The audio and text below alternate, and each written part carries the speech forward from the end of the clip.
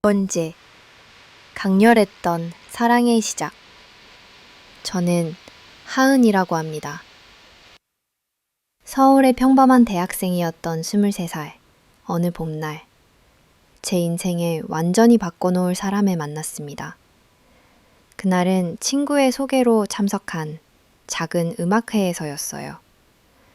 무대 뒤에서 조용히 정리하던 남자가 있었는데 그는 바로 진우였습니다.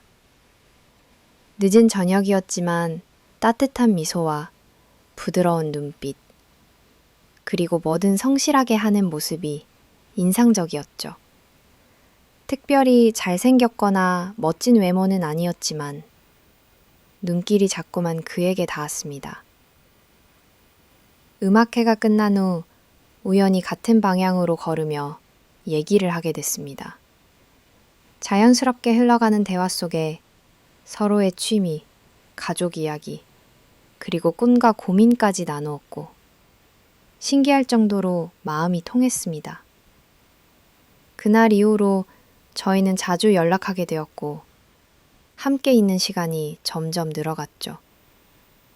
아마도 사람은 자기와 마음이 잘 맞는 상대를 만나면 시간이 어떻게 가는지 모르고 푹 빠진다고 하던데 정말 그랬던 것 같아요. 진우 오빠는 저보다 10살이 많았으나 나이 차이에서 오는 거리감보다 오히려 인생 선배로서 조언도 많이 해줬고 감정적으로도 항상 저를 배려해주는 든든한 존재였습니다. 아직 학생이었던 저는 세상에 대한 두려움도 많았고 부모님의 기대에 부응해야 한다는 부담감도 컸습니다. 그럴 때마다 진우는 조용히 옆에서 응원해주고 따뜻하게 감싸줬죠. 저희 사랑은 그렇게 소박했지만 하루하루가 설렘의 연속이었습니다. 도서관이나 작은 카페에서 조용히 대화하고 한강변을 손잡고 산책하며 미래를 꿈꾸던 그 시절. 모든 것이 반짝였습니다. 저는 태어나서 처음으로 이 사람이 아니면 안 되겠다는 마음이 들었고 진우 역시 제게 큰 안정감을 준 첫 번째 사람이었습니다. 부모님의 반대가 심할 것임을 알면서도 그와 함께라면 세상의 어떤 어려움도 견딜 수 있을 것 같았어요. 하지만 사랑이 깊어질수록 현실의 벽도 점점 높아졌습니다. 부모님은 나이 차이도 걱정스러워했고 진우의 경제적 상황이나 미래에 대해 회의적이었습니다. 저는 부모님을 설득하기 위해 편지와 진심을 담아 이야기했고 숱한 눈물과 밤샘의 설득을 거쳐 마침내 두 분이 저를 믿게 되었습니다. 이 과정에서 저와 진우는 사랑이란 단순한 감정이 아니라 서로를 향한 의지와 신뢰, 그리고 책임감임을 깨달았습니다. 철없었던 시절이었지만 인생의 가장 특별한 봄날이기도 했습니다. 결혼 생활은 꿈과 달랐다. 오랜 설득과 눈물 끝에 부모님의 허락을 받아 진우 오빠와 결혼식을 올리게 되었을 때 저는 정말 세상을 다 가진 것 같았습니다. 드라마에서나 볼 법한 화려한 결혼식은 아니었지만 두 사람이 나란히 새로운 인생을 시작한다는 사실만으로도 충분히 행복했습니다. 결혼 후 처음으로 함께 살게 된 신혼집은 서울 외곽의 낡은 오피스텔 원룸이었습니다. 큰 창도 없고 가구도 얼마 안 되는 소박한 공간이었지만 둘이 셀프 인테리어를 하며 미래를 꿈꿨습니다. 처음 며칠간 모든 것이 설렘이었습니다. 출근을 하며 남편에게 도시락을 싸주거나 퇴근 후 함께 저녁을 준비하며 소소한 행복을 나누던 때가 있었죠. 작은 식탁에 마주 앉아 커피 한 잔씩 나누며 결혼하면 매일 이런 시간이 올 줄 알았다며 어린아이처럼 수다를 떨었습니다. 하지만 신혼의 설렘도 잠시 현실의 무게가 점차 드러나기 시작했습니다. 결혼 이전 저는 진호 오빠가 굉장히 성실하고 책임감 있는 사람이라고 믿어 의심치 않았습니다. 연애할 때 매번 먼저 데려다주고 연락 하나도 빠짐없이 챙겨주는 세심함에 반했으니까요. 하지만 한 집에 살아보니 조금씩 달라지는 모습을 발견하게 되었습니다. 가장 먼저 느낀 변화는 생활 습관이었습니다. 연애할 때 깔끔하게 보이던 사람이었지만 함께 살아보니 빨래를 아무데나 내버려 두거나 음식물 쓰레기 분리수거도 귀찮다며 미루는 모습을 보게 됐죠. 오늘은 피곤하니까 내일 치울게. 어차피 또 쓸 거니까 굳이 정리할 필요 없어. 라는 말이 점점 늘어갔습니다. 작은 다툼이 잦아졌고 일상적으로 당연했던 것들이 저만의 부담이 되어갔습니다. 특히 직장 생활이 바쁘다는 핑계로 집안일은 거의 저의 몫이었습니다. 처음에는 신혼이니까 내가 더 움직여야지 하고 참고 넘겼지만 시간이 갈수록 피로는 누적되었습니다. 주말에도 남편은 푹 잠을 자거나 핸드폰 게임이나 TV 드라마에 빠져 집안일에는 무관심했습니다. 어느 순간부터 둘이 함께 사는 집이 아니라 한 사람이 돌보는 집이 되어버렸다는 씁쓸함이 마음 한켠에 자리 잡았습니다. 가게도 그리 여유로운 편이 아니었습니다. 결혼 전 월세와 생활비를 어떻게 나눌지 다짐했던 약속은 시간이 흐르면서 흐릿해졌고 이번엔 내가 냈으니 다음엔 네가 라는 식으로 서로에게 책임을 미루는 일이 많아졌습니다. 경제적인 사정이 빠듯해지자 자연스럽게 감정 여유도 줄었습니다. 싸움이 생기면 서로를 이해하려는 마음보다는 네가 더 노력해야 하지 않느냐는 불만만 커져갔습니다. 무엇보다 외로웠던 건 문제를 이야기할 때마다 남편이 대화를 외면하거나 다들 처음엔 힘든 거야. 결혼은 원래 그런 거지 라는 식으로 넘긴다는 점이었습니다. 저는 함께 문제를 나누며 성장하고 싶었는데 오빠는 회피하거나 혹은 장난스럽게 넘어갔습니다. 어린 시절 오랜 꿈이었던 함께 성장하는 멋진 부부의 모습과는 먼 현실이었습니다. 신혼 초반엔 남편 친척이나 친구들이 집에 예고 없이 찾아오는 일도 잦았습니다. 그럴 때마다 준비와 응대, 설거지와 청소 등은 자연스럽게 며느리 몫이 되었고 남편은 손님들과 소파에 앉아 얘기만 나누다 끝나기 일쑤였습니다. 가끔은 내가 왜 이 집에서 혼자만 일하고 있지? 싶어 서럽고 억울한 마음이 올라왔지만 아직 신혼이니 더 잘해야 한다는 생각에 꾹 참고 넘어가곤 했죠. 하루 종일 회사에서 일하고 집에 돌아오면 다시 또 다른 출근이 시작되는 기분. 배달 음식을 시켜 먹을 때도 종종 있었지만 집밥이 먹고 싶다는 남편의 한마디에 다시 부엌에 서곤 했습니다.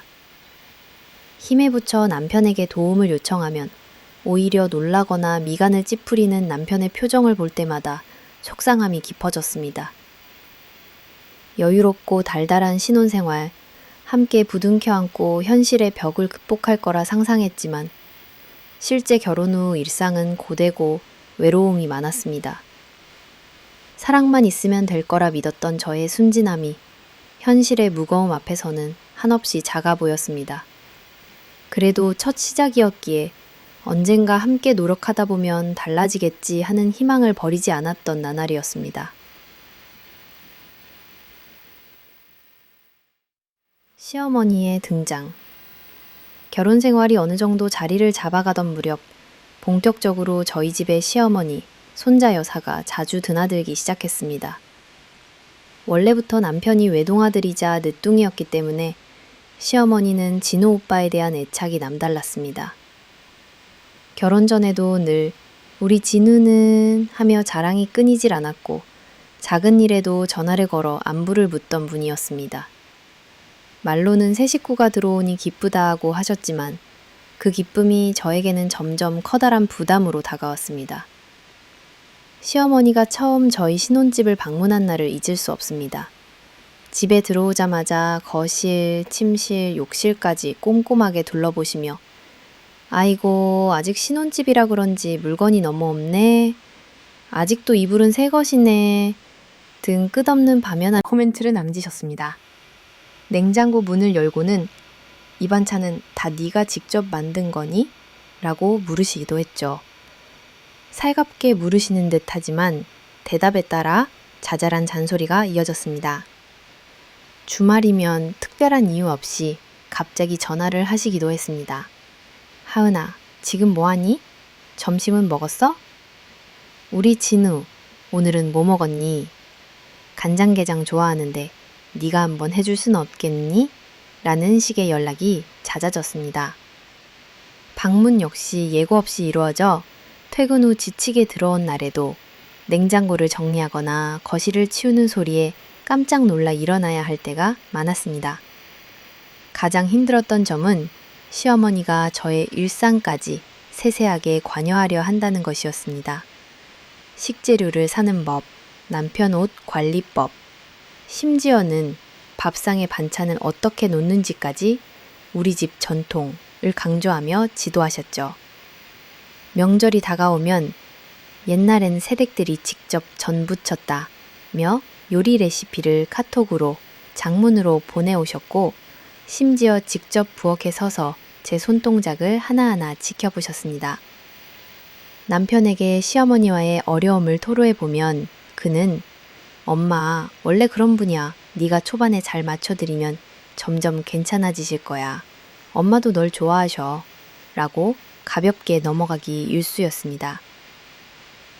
그러나 시어머니는 저와 남편의 공간을 우리 집이 아닌 아들이 사는 집으로 생각하시는 듯 했습니다.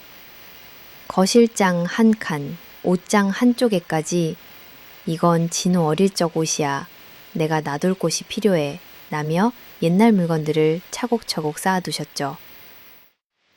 가끔 밖에서 친구를 만난다거나 주말에 드라마 한 편을 보겠다고 하면 내가 결혼했을 때는 밖을 나가려면 꼭 허락을 맡았다. 아직 아이도 없는데 새댁이 밖에 돌아다녀서야 되겠니? 라며 눈치를 주셨습니다. 언뜻 조언인 듯 하지만 시간이 지날수록 저만 쪼그라드는 기분이 들었습니다. 행복해야 할 신혼집이 점차 늘 누군가의 감시를 받는 공간으로 변해갔음을 강렬하게 체감했습니다. 남편의 친척이나 옛 지인들이 불쑥 들릴 때마다 어머니가 먼저 며느리가 다 준비할 것이라는 식으로 저를 내세우는 일도 잦았습니다. 아무도 시키지 않았지만 묵묵히 다 챙겼고 어른들 앞에선 불평할 수도 없었습니다. 가끔은 하은아, 딸이 하나였으면 이런 걱정도 없는데 우리 진호가 외롭지 않을까 계속 걱정이야. 라며 손주 타령까지 이어졌습니다. 제가 언제 임신 계획이 있냐고 노골적으로 물으실 때면 점점 벽에 몰리는 느낌이 들었죠. 정시까지 저에게 주입하려 하는 듯 했으나 저 또한 쉽게 바뀔 수 없었습니다. 두 세대, 두 여자의 조용한 전쟁이 펼쳐지기 시작한 계기였습니다. 결혼 초반에는 그래도 며느리가 되면 다들 겪는 일이지 라고 마음을 다잡았지만 시간이 지날수록 내 일상과 자존감, 심지어 남편과의 사이에도 서서히 금이 가기 시작하는 걸 느낄 수 있었습니다. 가장 큰 상처는 제 의견이나 감정을 말하면 어린 사람이 말을 너무 많이 한다는 식의 반응이 돌아왔다는 점이었습니다.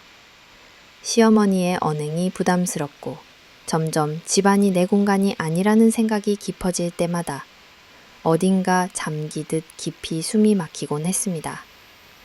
이렇게 시어머니의 지속적인 간섭과 기대, 그리고 저와의 거리감은 결혼 생활의 다음 위기의 씨앗이 되고 있었습니다. 지금 돌아보면 저는 사랑보다 훨씬 더 큰 현실적인 벽, 가족 문화의 충돌과 세대 차이, 그리고 며느리라는 동일시의 그림자로부터 방어할 힘을 미처 알지 못했던 정말 작은 존재였던 것 같습니다.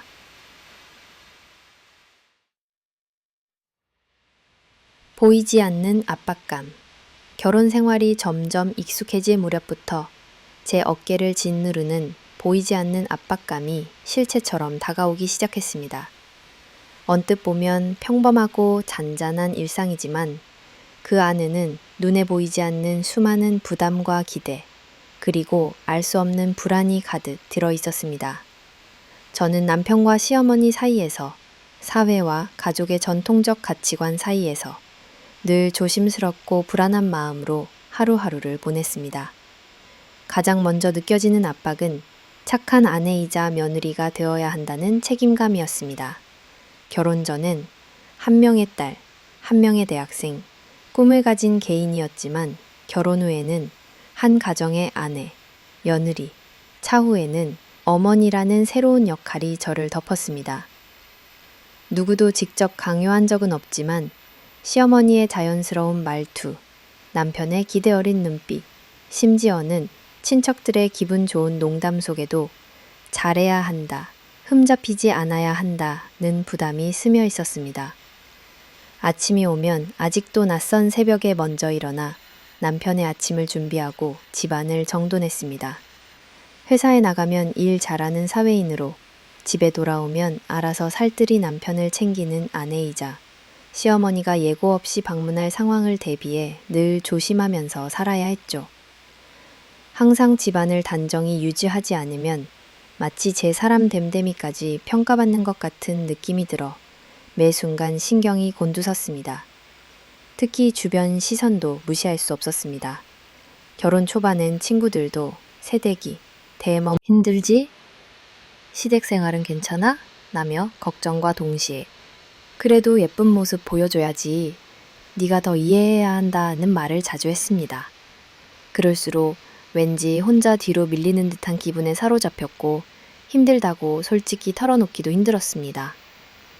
누구에게든 약해 보이고 싶지 않고 조금이라도 힘들다고 하면 인내심이 부족하다고 비칠까 두려웠습니다. 또한 인신과 같은 민감한 부분에서 오는 압박은 상상 그 이상이었습니다. 시어머니는 일상처럼 좋은 소식 있으면 바로 알려줘야 한다. 남편은 아이 있으면 집안 분위기도 좋아진다고 기대감을 내비쳤습니다. 하지만 저는 아직 준비가 되지 않았고 경제적으로나 심리적으로 여유가 없었습니다. 그럼에도 불구하고 결혼했으니 당연히 아이를 가져야 한다는 시선 속에서 제 감정과 계획은 점점 뒷전으로 밀려났습니다. 직장 생활과 집안일을 병행하다 보면 몸이 쉴 틈 없이 지쳐갔습니다. 바쁜 하루 일과를 마치고 겨우 앉아 쉴 때면 누구보다 현명하고 강인한 아내, 며느리를 강요하는 내면의 목소리가 저를 놓아주지 않았습니다. 남편이 집이 편해서 좋다, 엄마랑 나도 널 믿고 있다는 말을 할 때마다 기쁘기도 했지만 한편으로는 그들의 신뢰와 기대에 실망시키면 안 된다는 조급함이 마음 한켠에서 자꾸만 커졌습니다. 이런 심리적 압박감은 내적 불안과 자책으로 이어졌습니다. 작은 실수만 해도 내가 부족해서 가족들이 힘들어하는 건 아닐까, 이런 모습이 시부모나 남편에게 실망감으로 남는 건 아닐까, 수십 번 자기를 책망하며 불안에 잠 못 이루는 날이 많았습니다. 실제로 남편이나 시어머니가 큰 잘못을 지적한 적 없어도 스스로에게 더 가혹한 기준을 세워버리는 자신을 발견하곤 했습니다. 가끔은 내가 과연 행복한가 자문하게 되곤 했습니다. 사랑만 있으면 결혼 후 무조건 행복할 거라 생각했는데 현실에서 사랑은 책임감과 불안, 그리고 끝없는 자기 성찰과 희생 위에 세워진 무거운 기둥처럼 느껴졌습니다. 세상은 아무 일도 없는 듯 평온하지만 저의 내면은 매일매일 파도처럼 요동쳤습니다. 아무도 비난하지 않지만 누구도 안아주지 않는 그런 고독과 외로움이 가장 힘들었던 시기였습니다. 그럼에도 불구하고 저는 잘 해내고 싶었습니다. 나약해 보이고 싶지 않았고 언젠가 이런 순간도 지나간다고 위로하며 조용히 인내했습니다. 보이지 않는 많은 압박이 여전히 저를 짓누르고 있었지만 그 안에서 나만의 희망과 엿보된 지키기 위해 애썼던 나날이 지금도 선명하게 떠오릅니다. 출산과 그로 인한 고립. 임신 소식을 처음 들었을 때의 감정은 복잡했습니다. 뱃속에 아이가 자라난다는 기쁨, 한편으로는 모든 것이 바뀔 것 같다는 두려움, 그리고 아직 준비되지 않았다는 불안감이 뒤섞여 있었습니다. 주위 사람들은 축하와 응원의 말을 건넸고 시어머니 역시 무척 좋아하며 이제 진짜 가족이 된 느낌이라며 손을 잡아주셨지만 그 미소 너머에는 어딘지 모를 강한 기대감과 책임감의 무게가 느껴졌습니다. 임신 후기로 들어서면서 몸은 점점 무거워졌고 일상은 이전과는 완전히 달라졌습니다. 일하는 게 점점 힘들어져서 결국 출산 휴직을 신청했지만 집에서 보내는 시간은 생각만큼 달콤하지 않았습니다. 진우는 여전히 늦잠과 회식, 친구들과의 약속으로 집에 없는 날이 더 많았고 시어머니도 임신 초반의 관심과는 달리 점점 본인의 일상으로 돌아가 버렸습니다. 임신이라는 이유로 남편의 무관심과 집안일의 부담을 정당화해야 한다는 압박감까지 더해졌죠. 특히 임신 말기가 되면서부터 저는 육체적으로도 정신적으로도 점차 고립되고 있다는 느낌을 받기 시작했습니다. 몸이 무거워 외출도 어려워졌고 친구들과의 만남도 뜸해졌습니다. 간간히 오는 연락 속에서도 이제 곧 엄마가 되겠네, 힘들지? 라는 말은 따뜻했지만 한편으론 이 변화와 고립은 오롯이 내 몫이라는 현실만을 확인시켜주는 말처럼 느껴지기도 했습니다. 출산 예정일이 가까워질수록 불안은 점점 커져갔습니다.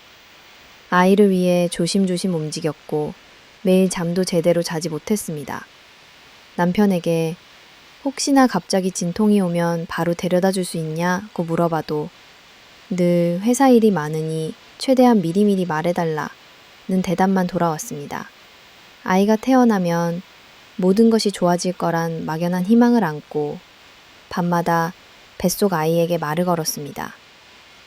결국 진통은 갑자기 찾아왔고 여느 부부처럼 남편이 든든하게 곁을 지켜줄 거라는 환상과는 다르게 저는 혼자 택시를 타고 산부인과로 향해야 했습니다. 남편은 회사에서 중요한 미팅 중이라며 최대한 빨리 갈게 라는 메시지를 남겼고 시어머니는 교회 모임이 있다며 나중에 바로 오겠다는 연락만 왔을 뿐이었습니다. 병원에 도착해 몇 시간이 흐르고 진우가 도착했지만 그는 불안한 얼굴로 대기실에 앉아 핸드폰만 만지작거렸습니다. 저는 진통에 뒤척였고 나중에는 응급 상황까지 가서 결국 제왕절개를 받게 됐습니다. 눈을 떴을 때 옆에는 부모도 친구도 없이 텅 빈 병실 천장만이 시야를 가득 채웠습니다. 처음으로 아기를 품에 안았던 순간 모든 고통이 사라지는 듯한 경이로움과 함께 복합적인 슬픔이 밀려왔습니다. 기쁜 마음으로 가득해야 할 자리인데 외로움과 허탈감이 먼저 찾아온 것입니다. 이마에 땀이 송골송골 맺힌 채 수유를 하는데 남편은 회사에 다녀오겠다며 병원을 나섰습니다. 시어머니는 생각보다 더 늦게 도착했고 오시자마자 한 말은 축하가 아니라 이제부터 정말 고생해야 한다는 현실적인 조언뿐이었습니다. 산후조리원에 머무는 동안 제 곁에는 거의 아무도 없었습니다. 다른 산모들은 남편과 부모 또는 형제 자매가 돌아가며 찾아와 꽃과 음식을 전하며 아기를 안아주었지만 제 침대 옆은 항상 비어 있었습니다. 진우가 퇴근 후 잠깐 들려 애기 귀엽네 하며 사진을 찍는 정도가 다였고 시어머니 역시 한 번은 꼭 손자를 보러 와야지 라며 10분 잠깐 얼굴을 비추다가는 급히 가십니다. 친정엄마는 멀리 지방에 계셔 도와줄 형편이 되지 않았기에 몸과 마음의 피로를 오롯이 혼자 감내할 수밖에 없었습니다. 산후우울증이란 말은 남의 일인 줄만 알았는데 어느새 나도 모르게 눈물이 뚝뚝 떨어지는 날이 많아졌습니다. 새벽녘 아기가 울면 잠자리에서 일어나 힘겹게 분유를 먹이고 기저귀를 갈아주고 미지근한 물로 조심조심 목욕을 시켰습니다. 이따금 남편이 오늘 회사에서 진짜 피고했다 며 거실 소파에 그대로 누워버릴 때면 내 마음 한구석에서 왠지 모를 분노와 슬픔이 솟구쳤습니다. 누군가 내 힘든 이야기를 진정으로 들어주었으면 단 하루라도 잠시만이라도 내 짐을 나눠줬으면 하는 마음뿐이었죠. 시간이 흐르면서 집안의 고립감은 점점 더 깊어졌습니다. 시어머니는 종종 전화를 걸어 애는 잘 크냐? 내가 엄마니 배워야 할 게 많다며 조언 아닌 조언을 건넸지만 실제로 도움되는 일은 거의 없었습니다.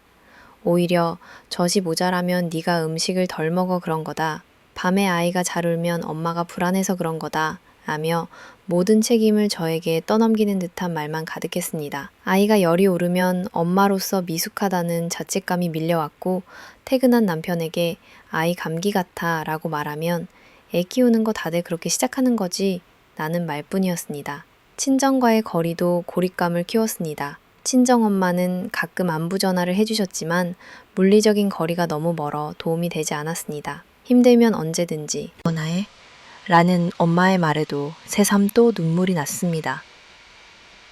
서울 생활에 치이고 아이 돌보는 게 힘든 날이면 엄마 목소리에 의지해 겨우 하루를 버텼습니다. 벗어날 곳 없는 일상과 누구도 나를 쉬게 해주지 않는 루틴 속에서 스스로를 잃어가는 느낌이 들었습니다. 내 아이가 너무도 소중하고 사랑스럽지만 한편으로는 나 자신이 사라져버리고 있다는 두려움도 컸습니다. 사회에서의 나, 배우자와의 동등한 파트너로서의 나, 꿈꾸던 미래를 준비하던 나는 점점 흐릿해지고 누군가의 엄마, 누군가의 며느리 라는 이름만 남았던 것입니다. 자존감은 바닥을 쳤고 미처 씻지 못한 채 퉁퉁 부은 얼굴로 거울을 볼 때면 나는 누구인가? 뭐가 행복인가? 깊은 자기 질문에 빠지곤 했습니다. 주변 친구들의 SNS에는 셀럽처럼 예쁘게 집을 꾸미고 엄마와 딸이 함께 웃으며 나들이 가는 사진들이 가득한데 내 현실과는 너무 다른 세상 같아 부러움 서리는 시선으로 지켜볼 뿐이었습니다. 어린 시절 꿈꿔온 엄마는 자애롭고 늘 밝은 표정으로 아이를 품에 안는 따뜻한 존재였습니다. 하지만 현실은 끝없는 헌신과 희생, 남편과 시가족의 무관심, 고립과 외로움 속에 잠식되어가는 나약한 존재였습니다. 주변에서 아이만 있으면 외롭지 않다고 말하지만 사실 세상에서 가장 외로운 것은 아이에게조차 미안해지며 엄마 자신이 혼자라고 느껴질 때였습니다. 밤 깊은 시간 아기가 겨우 잠들고 조용한 집안에 홀로 누워있으면 오랜만에 들리는 내 심장 소리조차 낯설게 느껴졌습니다. 그때마다 마음속 한켠에서 자라나는 다짐이 있었습니다. 언젠가는 이 시기를 지나 다시 나로 살아가겠다. 사랑스럽고 소중한 내 아이에게 외로운 엄마가 아니라 웃으며 든든한 엄마의 모습을 보여주기로 조금씩 스스로를 다독였습니다. 브렉메일의 정점 아이가 태어난 후 제 일상은 더욱 힘들고 쓸쓸해졌습니다. 누군가는 엄마가 되는 순간 여자로서의 욕망이나 연약함이 모두 사라진다고들 말하지만 오히려 저는 그 반대였습니다. 육아와 집안일, 그리고 혼자가 아닌 세 가족의 삶을 책임져야 한다는 무거운 사명감에 저 스스로도 점점 짓눌려 갔습니다. 남편은 점점 집안과 멀어져 갔고 저 또한 점점 밝은 표정을 잃어갔죠. 하지만 이 모든 불만이 쌓이고 쌓여 엉키기 시작한 것은 출산 후 몇 달이 지나면서였습니다. 진호 오빠는 거의 매일 퇴근 후 집에 들어오면 가장 먼저 소파에 몸을 던지고는 휴대폰을 보거나 게임을 하거나 아니면 텔레비전에 빠져 있었습니다. 저는 온종일 아기와 씨름하고 늘어난 집안일로 손 하나 뻗을 힘마저 없었지만 남편의 모습은 점점 낯설어져 갔습니다. 처음엔 얼마나 피곤할까, 그래도 일하느라 많이 힘들겠지 하며 이해하려고 애썼습니다. 하지만 남편은 우리 아이에게 거의 관심을 보이지 않았고 심지어 아기와 칭얼거려도 한번 안아주거나 달래주는 법도 없었습니다. 밥상에 마주 앉아 대화하는 시간보다 각자의 휴대폰 속 세상에 빠져있는 시간이 더 많아져 버리곤 했습니다. 혼자의 밤이 길어질수록 마음속 화와 슬픔도 함께 부풀어 올라 견딜 수 없을 만큼 무거워졌습니다. 주말이 되어도 남편은 쉴 시간이 필요하다며 친구들과의 모임에 나가거나 밤새도록 컴퓨터 게임을 하며 저를 방치했습니다. 한동안은 저도 아기와 둘이 산책을 하거나 근처 카페에 가서 조용히 시간을 보내는 것으로 마음을 달랬지만 어느새 저 혼자서 아무리 노력해도 가정에 애틋한 온기가 생기지 않는다는 사실을 깨달았습니다. 남편의 무심함 속에서 무엇보다 서러웠던 것은 그가 오히려 너무 예민하다고 저를 나무라기 시작했다는 점이었습니다. 한밤중 아기가 열이 나서 잠이 들지 않을 때 겨우 진우 오빠를 깨우면 그는 짜증 섞인 목소리로 내일 출근해야 하는데 왜 자꾸 귀찮게 하냐며 불평했습니다. 심지어는 자신의 피곤함만을 내세우며 집안일이고 육아고 모두 저의 몫이라고 여기는 태도를 대놓고 보였습니다. 저는 점점 모멸감마저 느끼게 되었고 남편과 이야기하려고 해도 다들 그렇게 산다. 네가 너무 깐깐한 거다. 나는 무책임한 말로 일관해버렸습니다. 가장 힘든 순간은 시어머니가 아무 예고 없이 찾아오는 날이었습니다. 온 집안을 둘러보고 청소가 부족한 부분이나 반찬에 손이 가지 않다 싶으면 예전에 나는 애 셋도 다 키우면서 이런 건 매일매일 해냈다며 비교를 하셨고 저의 지친 얼굴을 보면 엄마가 늘 밝아야 아이도 건강하게 큰다고 은근히 타박하셨습니다. 반면 남편은 저를 감싸거나 보호해주기는커녕 그냥 시어머니의 말에 맞장구를 치거나 방으로 들어가 버릴 때가 다반사였습니다. 아이를 돌보며 지쳐 있으면 저는 나날이 더 외로워졌습니다. 친구들도 각자의 삶에 바빠서 가끔 연락을 해와도 그래도 네가 있으니 아이가 잘 크는 거야. 힘내. 라는 식의 격려만 반복했습니다. 어느 순간부터는 누군가에게 마음을 열고 고민을 털어놓기도 두려워졌습니다. 조금이라도 한탄을 하면 네가 참아야지. 어차피 다 비슷하게 산다는 식의 반응만 돌아오기 일쑤였기 때문입니다. 제 내면에서는 점점 무력감과 분노가 뒤섞여 미묘한 균열이 커져갔습니다.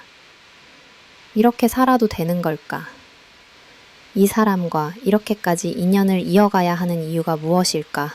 자문하게 됐고 마음 깊은 곳에서 홀로 흐느끼는 날이 점점 많아졌습니다. 누군가에게 이해받고 싶다는 마음은 점점 무력감으로 바뀌었고 모든 감정이 혼자 삭힘 속에서 골마가기 시작했습니다. 남편과의 관계는 완전히 달라졌습니다.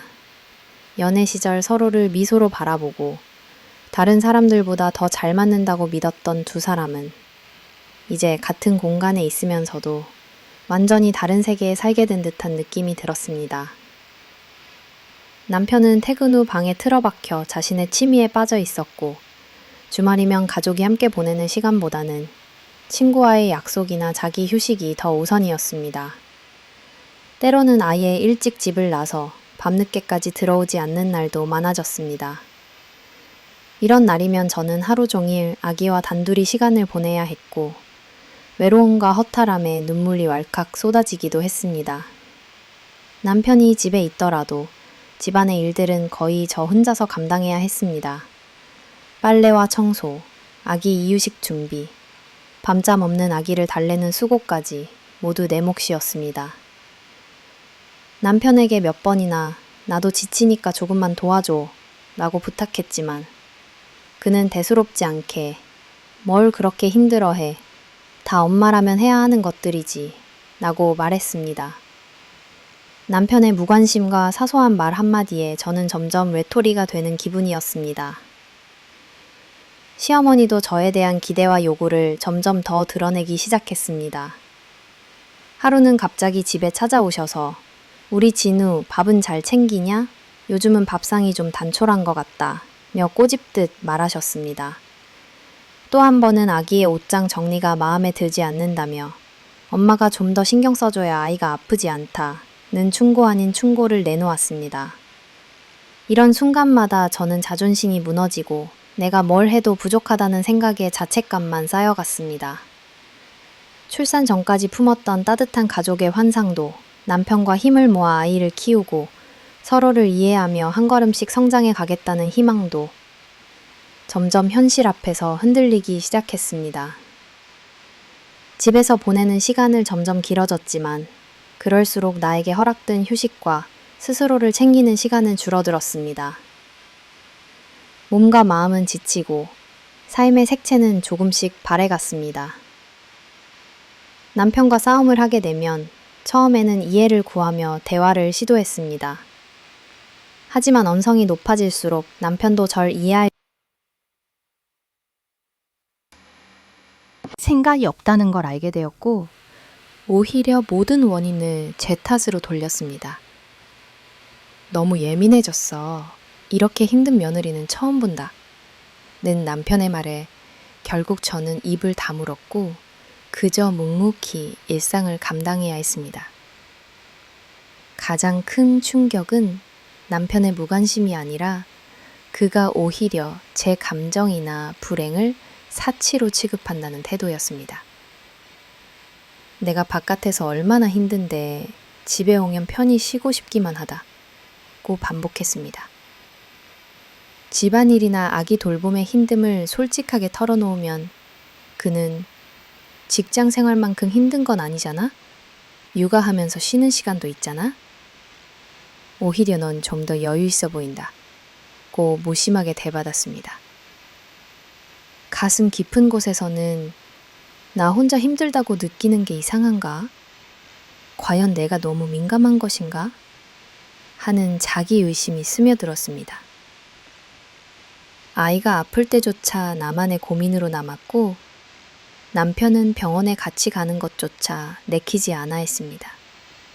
나중에는 아기가 열이 있던 밤 집에 들어오던 남편에게 아이 체온 좀 재줄 수 있어?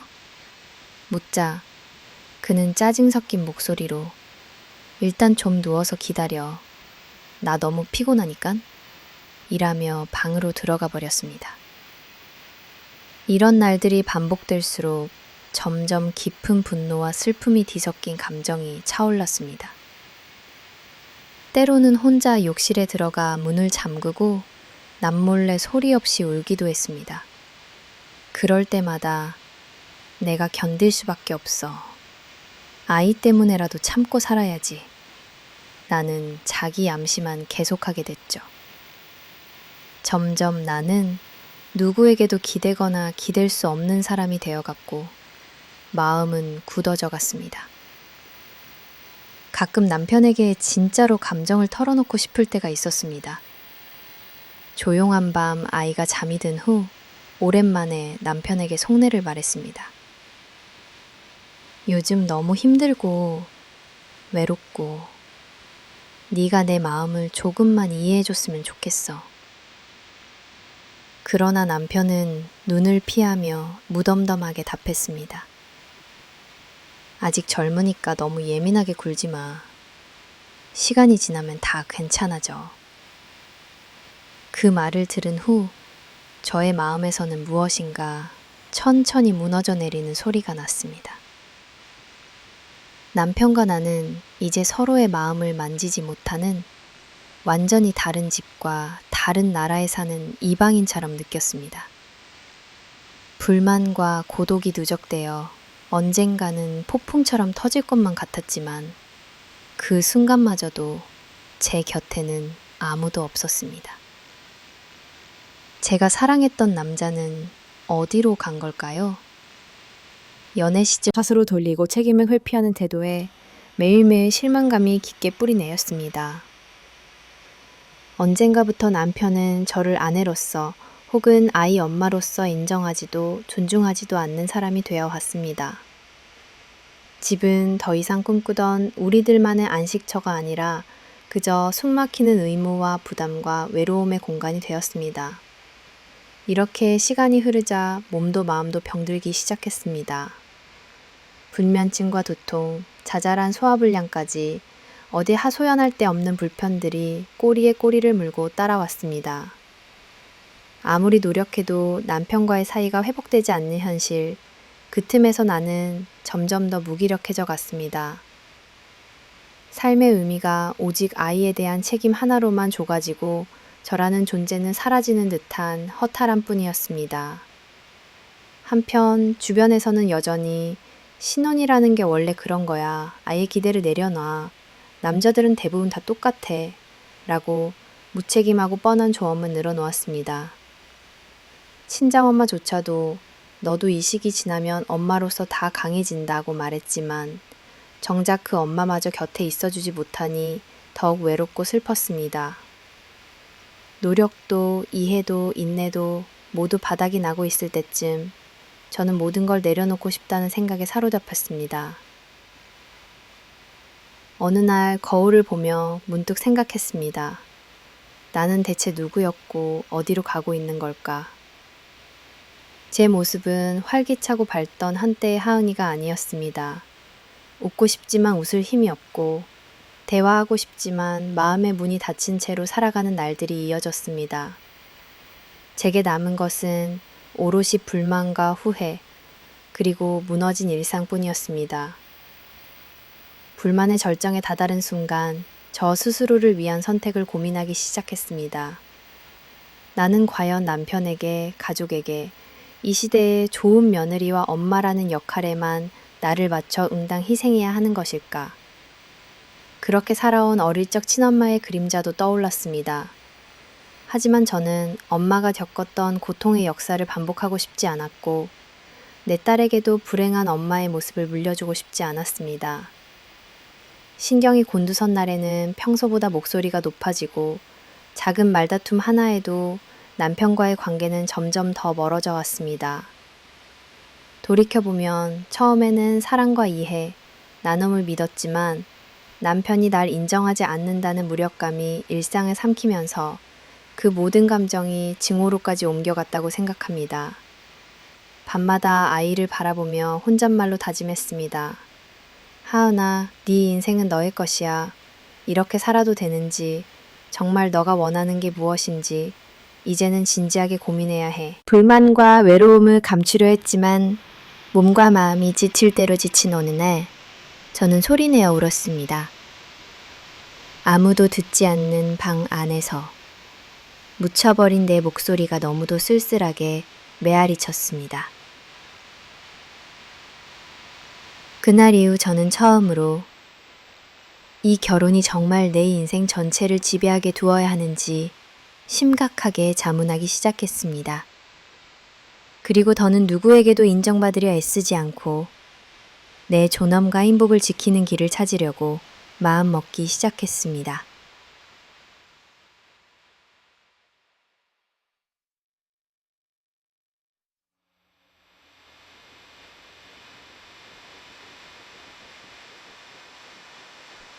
맛밭의 발견, 남편 진우의 배신을 처음 알게 되던 그날, 내 마음은 차갑게 얼어붙었다.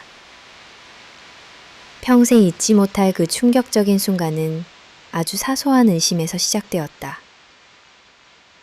어느 날 진우가 평소와 다르게 핸드폰을 늘 손에서 놓지 않고 자주 밖에 나가 통화하는 모습이 눈에 밟혔다.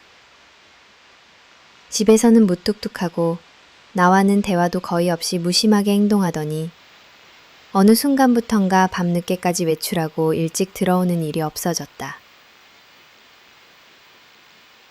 나는 속으로 계속해서 혹시나 하는 불안감과 설마 그럴 리 없어 라는 마지막 희망 사이에서 하루하루를 보냈다. 하지만 의심이 확신이 되는 데는 그리 오랜 시간이 걸리지 않았다. 어느 밤 진우가 샤워를 하러 들어간 틈을 타 충동적으로 그의 핸드폰을 집어들었다. 패턴을 기억하고 있던 나는 망설임 끝에 잠금 해제를 했다. 메신저 창에는 익숙하지 않은 여자 이름이 반복적으로 등장하고 있었다. 마음이 철렁 내려앉았다. 짧은 메시지와 사진, 그리고 통화 내역. 그 모든 것이 거짓말 같았다. 정말 믿고 싶지 않았지만 오빠 보고 싶어, 어젯밤 고마웠어 등 노골적인 대화들을 보며 칼날 같은 고통이 온몸을 스쳤다. 순간 머릿속이 하얘졌다. 숨을 내쉴 수도 움직일 수도 없는 상태에서 내 심장은 미친 듯이 뛰었다. 나는 조용히 자리에 앉아 메시지 하나하나를 천천히 다시 읽었다. 내 남편이 다른 여자와 함께 웃고 식사하고 선물을 주고받았던 흔적들이 핸드폰에 고스란히 남아 있었다. 이 모든 것이 현실이라는 사실이 믿기지 않았다. 진우가 샤워를 마치고 나왔을 때 나는 차갑게 그의 얼굴을 바라보았다. 애써 침착함을 유지하려 했지만 떨리는 목소리에 숨길 수 없는 절망이 묻어났다. 이 여자 누구야? 왜 이렇게 자주 연락하고 만나고 같이 있었던 거야? 진우는 처음엔 당황한 눈치였다. 그러나 눈길을 피하고 변명조차 아니라는 듯 오히려 나를 민감하게 몰아세우는 남편의 태도에 피가 거꾸로 솟았다. 내 인생에 있어서 가장 큰 상처와 모욕이었는데 그는 전혀 죄책감이나 미안함이 없는 얼굴이었다. 나는 진우의 태도에 치를 떨었다. 너무 오래 참아왔던 고통과 외로움이 한꺼번에 터져나왔다. 힘들어서? 네가 힘들다고 가족을 배신한 것이 정당화된다고 생각해? 내 눈앞에서 이런 변명을 하는 것도 모자라 네 잘못을 내 탓으로 돌리는 거니? 진우는 여전히 회피와 무책임의 태도를 고수했다. 한국 부부들 요즘 다 그렇잖아. 나만 그런 거 아니야. 네가 너무 집착하고 뭐든 간섭하니까 내가 답답해서 그랬어. 그 순간 나는 더 이상 눈물조차 나오지 않았다. 내 인생에서 가장 사랑했던 사람이, 나를 보호해주리라 믿었던 사람이 나에게 칼날 같은 말을 쏟아냈다. 나는 그에게 기대했던 따뜻함이나 적어도 후회와 진심 어린 사과를 바랬으나 돌아온 것은 완벽한 냉기와 무관심뿐이었다. 나는 아무 말 없이 방문을 닫았다. 침실 안에서 나는 조용히 무너졌다. 머릿속에서는 지금까지 남편과 나누었던 수많은 대화, 결혼 생활의 추억, 아이와 나란히 찍었던 사진들이 스쳐 지나갔다. 그러나 그 모든 것 위로 진우의 배신이 꽂혀 있었다. 왜 나만 이렇게 외롭고 힘들고 불행해야 하지? 고통은 점점 분노로 바뀌었다. 이 결혼을 위해 내가 감내해왔던 모든 희생과 노력, 참고 참고 또 참았던 수많은 순간들이 이제는 모두 헛수고로 느껴졌다. 밤새도록 나는 잠을 이루지 못했다. 심장이 떨리고 머릿속에는 배신감과 분노, 그리고 자신에 대한 자책이 엉켜 한없이 어두운 마음이 나를 삼켰다. 아이가 자는 모습을 바라보며 내가 더 강했더라면, 내가 더 참을성 있었더라면 이런 일이 생기지 않았을까? 나는 쓸데없는 자책도 밀려왔다. 그러나 이내 나는 알았다. 이 모든 고통과 외로움, 불행의 근본 원인은 나의 부족함이나 연약함이 아니었다. 오히려 나의 성실함과 인내, 희생이 얼마나 쉽게 무시되고 이용당할 수 있는지를 눈으로 확인하게 된 것이 너무도 서글펐다. 침대에 누워 밤을 새움과 동시에 진우와의 지난 7년, 내가 애써 쌓아올린 가정이라는 탑이 얼마나 인기척 하나 없이 허물어지고 있는지 생생하게 느꼈다. 속으로는 온갖 복잡한 생각이 빙글빙글 돌았다. 아이의 미래, 나의 삶, 그리고 앞으로 진우와 어떤 관계를 이어가야 할지. 차라리 눈을 감아 모든 기억을 지우고 싶었지만 현실은 결코 그런 나에게 기회를 허락하지 문제에 대해 다시 한번 이야기를 시도했다. 혹시나 하는 마음으로 그의 진심을 듣고 싶었지만 돌아온 것은 무관심과 자기 변호뿐이었다. 그는 이미 지나간 일이니 그냥 잊자.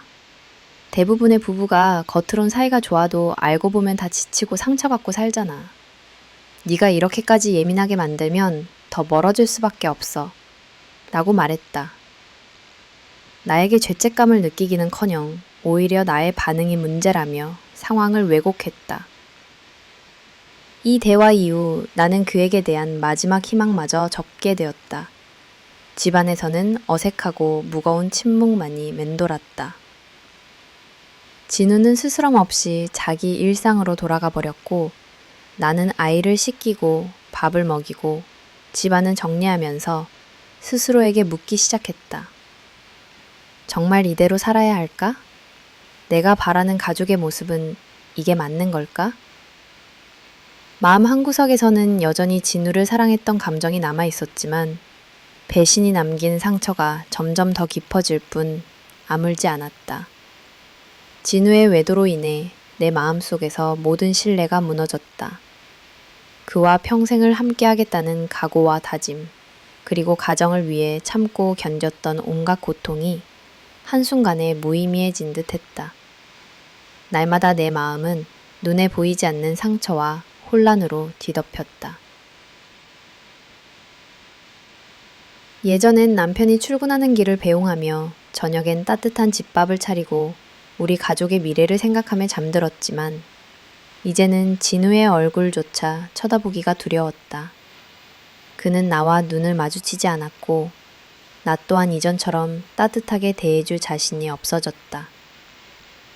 더 이상 그의 외출이나 휴대폰을 신경 쓸 이유도 그를 이해하고 싶은 힘도 남지 않았다. 외로움에 부르르 떨던 새벽마다 나는 세상이 무너지는 듯한 절망감에 사로잡혔다. 한때는 사랑으로 감싸 안고 싶었던 남자가 지금은 내 인생에서 가장 두렵고 불편한 존재가 되었다. 무엇보다도 아이에게 이 모습을 보여주고 싶지 않았다. 내 안에서 타오르는 두려움과 모멸감, 그리고 이제는 분노까지. 나는 점점 더 스스로를 탓하며 외로움에 빠졌다. 이 상황에서 가장 억울했던 점은 내 주변 어떤 누구에게도 솔직히 털어놓을 수 없었다는 것이다. 친구에게 말하면 그래도 아이를 생각해서 참아야지 나는 충고만 돌아올 것 같았다. 친정 엄마에게는 괜히 걱정만 끼치고 싶지 않아 입을 다물었다. 내 삶의 가장 힘들고도 고독한 싸움이 되어버린 이 순간, 결국은 나 자신만이 내 상처와 분노를 감당해야 했다. 밤이 되면 불면증에 시달렸다. 진우와 같은 집에 있으면서도 서로 다른 세계 속에서 느낌이었다. 멍하니 천장을 바라보다 아이 울음소리에 정신을 차리면 다시 현실로 돌아와 아이를 안고 다독이며 내가 지금 왜 이렇게 살아야 하는지 끊임없이 자문했다. 이 집이라는 공간이 더 이상 안식처가 아닐 뿐만 아니라 매일매일 숨이 막히는 감옥이 되어버린 기분이었다. 그 와중에 진우의 외도 상대가 회사 동료라는 사실을 알게 되자 수치심과 모멸감이 극에 달했다. 나를 알고 있는 사람들이 내 뒷이야기를 할까 두렵고 혹시라도 아이에게 상처가 돌아갈까 매 순간 불안에 시달렸다. 가장 믿었던 사람에게 받은 배신은 생각보다 훨씬 무겁고 날카로웠다. 그제서야 나는 모든 것을 처음부터 다시 돌아보고 내 삶을 지켜야겠다고 결심하기 시작했다. 진우 역시 시간이 갈수록 더 뻔뻔한 모습을 보였다. 함께 있었던 추억을 자신만의 논리로 포장하거나 미안해하는 척 하다가도 금세 자신의 목소리를 높였다. 때로는 내가 나를 조금만 더 이해해줬으면 나는 이런 일이 없었을 거야 라고 책임을 전가했다. 나는 점점 묻고 싶었다. 남편의 사랑은 어디로 갔을까? 내가 헌신적이고 성실하게 지킨 가정이 왜 이렇게 한순간에 무너질 수밖에 없었는지, 이런 결혼이 정말 의미가 있는지. 시간이 갈수록 남편과의 거리는 더욱 멀어졌고 마침내 나는 더 이상 이 결혼 생활을 유지하는 게 스스로에 대한 모욕임을 깨달았다. 깊은 밤, 화장실에 홀로 숨어 흐느껴 울기도 했고 때로는 아침 햇살을 받으며 분노와 슬픔이 한꺼번에 밀려왔다. 내면의 상처는 조금도 아물지 않고 오히려 커져만 갔다. 이런 배신 앞에서 내 안의 마지막 연민과 미련도 서서히 사라지기 시작했다. 그동안 가족, 아이, 사회적 체면을 위해 참고 견뎠던 모든 인내가 이제는 의미 없다 느껴졌다. 진우의 배신 뒤엔 부부 사이에 남아있어야 할 기본적인 신뢰와 존중조차 더 이상 없다는 사실이 분명해졌기 때문이다. 나의 삶과 정체성, 그리고 아이의 미래까지 송두리째 흔들리는 불안감 속에서 나는 이전과는 다른 결단력이 자라기 시작했다. 나는 진우에게 나는 더 이상 네 거짓말과 배신, 책임의 피를 묵인하지 않겠다. 내 인생을 내 손으로 되찾겠다고 조용히 선언했다. 그 순간 진우는 잠시 당황한 표정을 짓더니 이내 묻어난 얼굴로 자리를 떴다. 그의 뒷모습을 보면서 나는 오히려 이상하리만큼 마음이 담담해졌다. 이제는 남의 인생으로부터 자유로워지고 싶다는 간절함과 용기가 나를 붙잡았다. 무력했다. 변호사 사무실을 찾아가 상담을 받고 경제 상황을 점검하고 친정 엄마와도 솔직하게 상담했다. 엄마는 내 고통을 듣고 조용히 손을 잡으며 네가 어디에 있든 어느 선택을 하든 나는 네 편이야 라고 기운을 북돋워 주었다. 그제야 나는 비로소 다시 내 삶을 바라볼 수 있었고 아이를 위해서라도 무너질 수 없다는 생각이 들었다. 진우와 마지막으로 냉정하게 이야기했다. 이제 나는 두렵지 않았다. 그가 흔들리든 내가 다시 홀로 서서 새로운 길을 택해야 하든 더 이상 그 사람은 내 인생의 주인으로 두지 않기로 결심했다. 그와의 대화는 결코 평행선을 벗어나지 못했지만 적어도 나 스스로는 지키고 싶었던 모든 존엄과 자존심을 되찾은 기분이었다. 진우의 배신은 내 인생의 전환점이 되었다. 과거에는 이런 불행이 내 잘못 같고 내가 어딘가 모자란 사람이라고 자책하곤 했지만 결국에는 상대의 무책임과 이기심이 원인임을 인정해야만 했다. 지금까지 꾹꾹 눌러왔던 내 슬픔과 분노, 억울함은 이제 더 이상 묻어두지 않기로 했다. 내가 살아왔던 시간과 노력, 딸의 미래를 위해서라도 그 누구의 그림자 아래서 살지 않겠다고 다짐했다. 나는 배신의 진실을 받아들이고 더 이상 진우의 변명이나 눈치, 비위를 봐주지 않았다.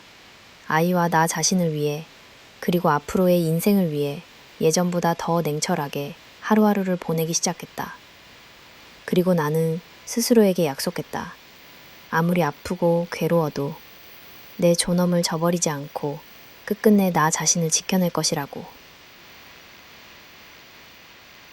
결단의 순간 배신의 충격이 아직 가시지 않은 채로 며칠이 흘렀다.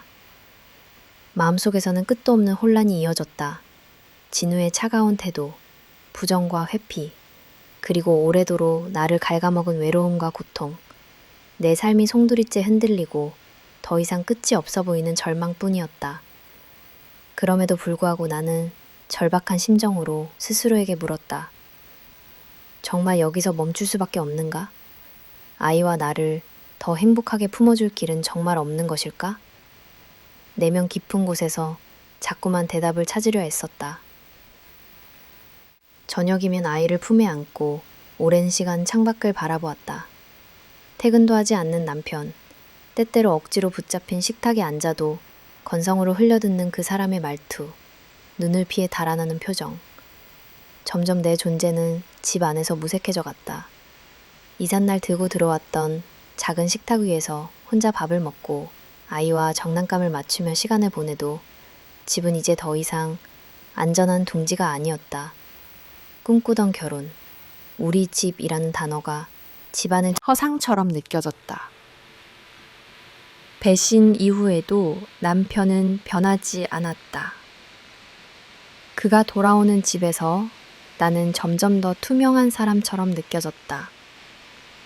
말다툼이 시작될까봐 입을 다물게 됐고 진심 어린 대화도 어느 순간 포기했다. 마음 한구석에선 미련이 남아 혹시 조금만 기다리면 변하지 않을까?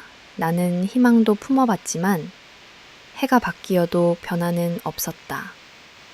되려 진우의 무관심은 날마다 커져만 갔다. 가장 괴로웠던 건 밤마다 아이 곁에서 끝없는 자기 검열과 자책에 시달렸다는 것이다. 과연 내가 부족해서 이 지경까지 왔나? 내가 조금 더 참았으면, 조금 더 이해하고 맞췄으면 이 가족이 지켜졌을까? 아지랑이 같은 생각이 반복됐다. 그러나 나의 진심과 헌신, 오랜 인내는 남편의 이기심과 무책임 앞에 늘 무너졌다. 내 쪽에서 모든 것을 포기하지 않는 한 절대로 행복해질 수 없으리라는 예감이 분명해졌다.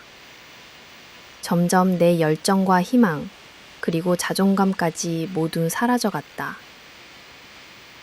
아침이 오면 무기력하게 일어나 아이 젖을 물리고 청소기를 돌리며 반복해 삶을 견딜 뿐이었다.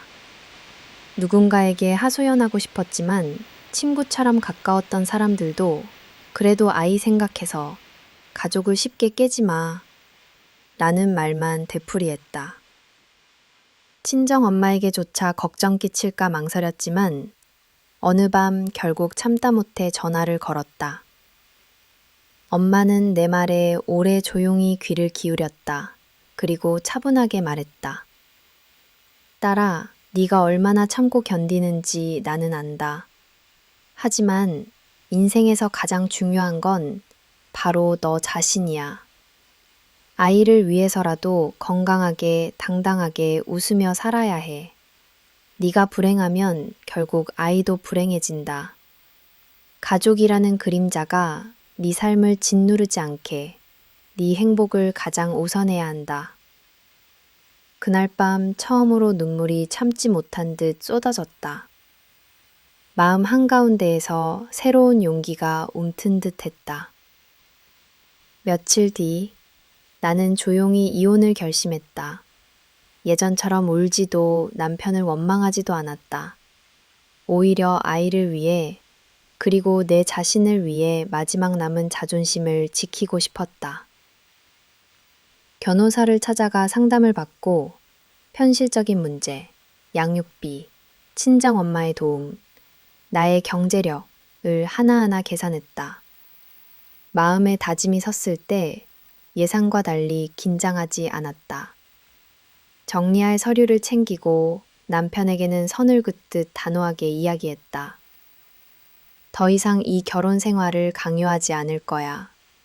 아이와 나 행복하게 살아갈 수 있도록 나 혼자서라도 시작할 거야. 슬픔, 그리고 오랜 시간 쌓여온 모든 압박감과 상처들이 결심의 순간에는 이상하리만큼 담담해졌다.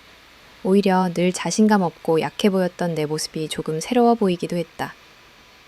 서류를 제출하고 나와 아이는 각자의 방에서 첫날 밤을 보냈다.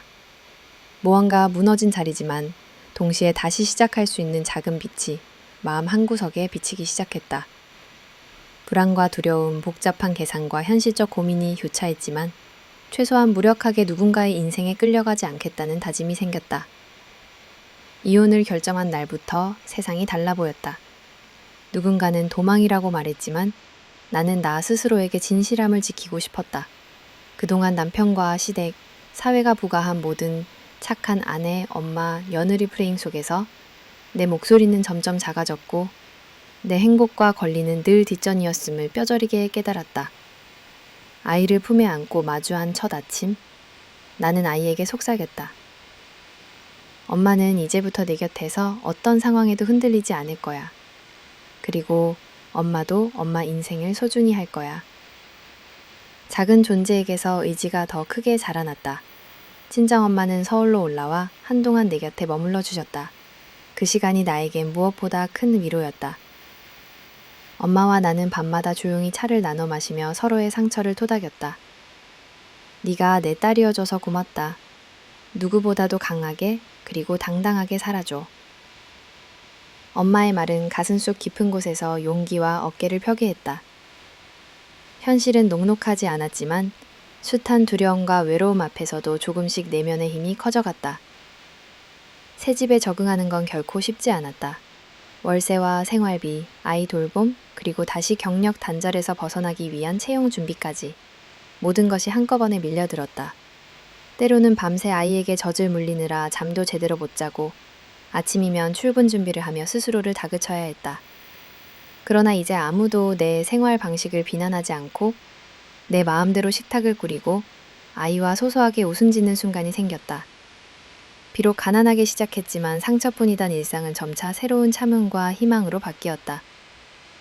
가끔 아이는 아빠를 찾았다. 아빠는 어디 갔어? 그 짧고 투명한 질문 앞에서 마음이 툭 내려앉았다. 하지만 나는 아이를 꼭 안고 아빠와 엄마는 각자의 길을 찾기로 했어. 하지만 엄마는 언제나 네 곁에 있을 거야. 네가 잘 자랄 수 있도록 최선을 다할게 라고 다짐하듯 말했다. 아이를 울리지 않으려 최대한 따뜻하게 품으려고 노력했고 엄마라는 존재가 아이에게 위안이 될 수 있도록 스스로를 단단히 세웠다. 이혼 사실이 주변에 알려지기 시작하면서 각종 시선과 소문도 따라왔다. 혼자 아이를 키우려면 얼마나 힘들까? 다시 새로운 인연을 만날 수 있을까? 라는 속삭임들이 들렸다. 하지만 나에겐 더 이상 이방인의 평가가 중요하지 않았다. 진짜 중요한 것은 아이와 내 삶, 그리고 앞으로 한 걸음씩 걸어갈 용기와 자존심임을 깨달았다. 우울한 날에는 스스로를 다독였고 밥 한 끼를 아이와 웃으며 먹는 소소함에 감사함을 느꼈다. 이제는 남편이나 시댁의 그림자에서 벗어나 삶을 설계할 수 있는 자유가 생겼다. 가끔 남편이나 시어머니가 연락을 해오기도 했지만 흔들리지 않았다. 오히려 내 선택이 옳았음을 매 순간 증명해내려 노력했다. 시간을 내어 영어 공부를 시작했고 재택 번역 아르바이트와 사무직 이력서를 계속 돌렸다. 아이와 공원 벤치에 앉아 함께 미래를 상상하는 시간. 그 무엇과도 바꿀 수 없는 소중함이었다. 삶의 무게는 여전히 가볍지 않았다. 그러나 선택을 후회하지 않았다. 선택의 순간 이후 나는 비로소 내 얼굴에 환한 미소가 돌아오는 걸 느꼈다. 매일 함께 성장하는 아이와 그리고 마음의 빛을 찾아가는 내 자신에게 어느새 감사와 자부심이 생겼다. 불확실한 미래 앞에서도 끊임없이 나아가며 스스로의 존엄을 망각하지 않겠다고 거듭 다짐했다. 이것이 내가 내린 결단의 순간이었다. 이제 더 이상 타인의 삶에 끌려가지 않고 오직 내 아이와 나의 행복을 위해 눈을 뜨며 살아가고 있다. 다시 시작하는 여정, 이혼이라는 커다란 결정을 내린 그 순간, 내 삶은 완전히 새로운 궤도에 올랐다. 이전까지의 나는 늘 누군가의 아내, 누군가의 며느리, 그리고 마지막으로 겨우 나였다. 그러나 이제부터는 내 이름 석자로 온전히 살아야 한다는 막막함과 두려움, 그리고 어디선가 솟아나는 새로운 희망이 뒤섞여 있었다. 출발점에 선 것만으로도 숨이 막힐 만큼 부담스러웠지만 곁에 있는 내 딸아이를 보면서 나는 다시 한번 내 인생의 의미를 찾기로 결심했다. 처음부터 모든 것이 순조로울 수는 없었다. 이혼 이후 가장 큰 난관은 역시 경제적 독립이었다. 수중에 남은 돈은 얼마 없었고 양육비도 제때 들어오지 않았다. 아이를 안고 오피스텔 한쪽 구석에 자취를 시작하며 나는 생계와 아이의 미래를 모두 홀로 책임져야 한다는 현실에 숨이 막혀왔다. 매일 아침 어두운 거실에 앉아서 오늘 하루도 무사히 버틸 수 있을까? 라는 생각으로 하루를 시작했다. 사무직 파트타임을 구해 출근했지만 회사 사람들의 시선은 곱지 않았다. 특히 이혼녀라는 사회적 타이틀은 내 뒤를 쫓으며 무언의 압박과 상대적 박탈감을 일으켰다. 점심시간에는 동료들이 남편과 아이 자랑을 할 때 소리 없이 가방 안 책만 바라보다 한숨을 삼키기도 했다. 퇴근 후 집으로 돌아오면 정말 하루를 온전히 태워버린 듯한 탈진감이 몰려왔다. 그렇지만 곁에서 해맑게 웃는 딸아이의 얼굴, 곤히 잠든 아이를 보며 가슴 한켠에 새 희망이 자라났다. 적어도 내 아이만은 나를 온전히 믿고 의지할 수 있도록 다시 꿈꿀 수 있는 삶을 선물해야 한다는 다짐이 점점 굳어졌다. 그렇게 야간에는 온라인 번역일, 주말에는 동네 도서관에서 알바를 하며 진짜로 바쁜 나날이 이어졌다. 한밤중 아이가 잠든 틈에 콘센트에 노트북을 꽂고 영어 홍보도 다시 시작했다. 배움을 멈추지 말자. 아이를 위해서도 더 넓은 세상을 보여줘야 한다. 는 생각 때문이었다. 때로는 몸이 고단해 눈꺼풀이 천근만근이고 새벽녘 눈물이 왈칵 밀려올 때도 많았다. 그래도 자는 딸아이의 자그마한 손을 꼭 잡고 있으면 이상하게 마음이 차분해졌다. 외로움은 수시로 찾아왔다. 주변 친구들, 친척들, 누구에게도 진심은 쉽게 털어놓을 수 없었다. 오히려 또 한 번의 실망이나 동정 어린 시선을 받을까 두려웠다. 친정엄마만이 내 마지막 버팀목이었고 때로 멀리서 전화를 걸어 너는 혼자가 아니다. 힘들면 언제든 말해라. 고 따뜻하게 위로해 주었다. 엄마의 한마디가 내겐 생명의 끈처럼 느껴졌다. 그런데도 세상은 내 호소에 언제나 너그러웠던 것은 아니었다. 아이가 어린이집에서 맞는 첫날, 아버지는 어디 계세요? 라고 조심스레 묻는 선생님의 질문에 한순간 고개를 들지 못했다. 장을 볼 때마다 마주치는 이웃들의 시선, 또래 엄마들의 수근거림은 어쩔 수 없이 마음을 조이게 만들었다. 삶의 리듬을 되찾아가는 과정은 수없이 멈칫거리고 한 걸음 내딛는 일조차 종종 겁이 났다. 하지만 그럴 때마다 나는 거울 속 내게 말하곤 했다. 나는 이제야 비로소 나다. 누가 뭐라 해도 내 미래는 내 손으로 만들어 가겠다. 이 작은 다짐을 반복하는 것이 몹시 중요했다. 아이 역시 서서히 변화하기 시작했다. 한동안 낯가림이 심했던 딸아이는 어느새 유치원에서 친구도 사귀고 엄마에게 오늘은 이런 일이 있었어 라고 스스럼 없이 말하기 시작했다. 어느 날 저녁, 아이가 작은 비록 부족하고 서툰 엄마지만 아이에겐 내 존재 자체가 희망이 되어준다는 사실에 마음이 따뜻해졌다. 이혼 후 주변 사람들은 여전히 걱정스러운 눈으로 나를 봤다. 하지만 점점 내 안에 있던 수치심과 미안함은 희미해지고 대신 스스로를 존중하는 마음이 자라났다. 새로운 친구도 조금씩 늘어났다. 도서관에서 만난 또 다른 싱글맘, 같은 처지에 있던 직장 동료는 진짜 내 마음을 이해해주는 몇 안 되는 소중한 친구가 되었다. 우리는 서로의 일상을 응원하며 진짜 인생 조언자가 되어주었다. 조금씩 취업 준비도 시작했다. 이전 직장과는 전혀 무관한 새로운 분야. 처음에는 자신감이 바닥이었지만 면접을 볼 때마다 나의 의지를 솔직하게 드러냈다. 저는 이혼이라는 큰 일을 겪었고 이제는 오로지 내 아이와 나의 삶만을 위해 다시 일어서고 싶습니다. 누군가는 이해하지 못했지만 나를 진심으로 받아주는 곳도 있었다. 이제는 내 삶의 주인으로 다시 자리를 잡았다. 예전엔 상상하지 못했던 평범한 일상, 아침마다 아이 손을 잡고 학교에 데려다주고 주말마다 가까운 공원으로 산책을 다니는 소소한 행복들이 얼마나 값진지 깨달았다. 가끔은 아직도 눈시울이 붉어지곤 하지만 이제 더 이상 과거에 매달리지 않기로 했다. 내가 다시 살아갈 용기를 낼 수 있었던 건 결국 사랑과 자존심, 그리고 아이에 대한 무한한 믿음이 있었기 때문이다. 나는 더 이상 누구의 그림자도 세상의 편견도 두렵지 않다. 이제야 진짜 내일이라는 두 글자가 기대되는 사람이 되었다. 작은 웃음과 다정한 스킨십, 살아 숨쉬는 오늘, 그리고 옆에 있는 내 딸과 함께여서 다행이다. 바람이 바뀌는 순간 어느덧 시간이 흘러 내 삶은 조금씩 안정을 찾아가고 있었다. 이혼이라는 거대한 파도를 정면으로 맞고도 나는 견고하게 버티고 서 있었다. 매일같이 현실과 마주하며 딸아이와 함께 살아가는 하루하루가 얼마나 귀한지 새삼 깨닫던 중 생각지도 못한 사건이 내 앞에 찾아왔다. 진우의 소식은 예상치 못한 순간에 전해졌다. 주말이면 함께 운동하던 이웃으로부터 네 전 남편 힘들어 보이더라 는 이야기를 들으면서도 처음에는 그저 남의 일인 듯 넘겼다.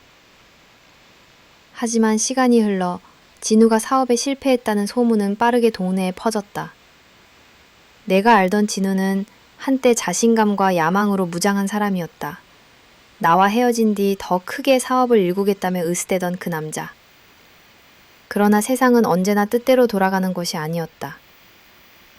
진우가 파산했다는 소식이 공식적으로 들려온 건 어느 화창한 오후였다. 그의 사업은 부실 운영과 파트너의 배신, 일련의 무리수로 인해 결국 문을 닫게 됐다.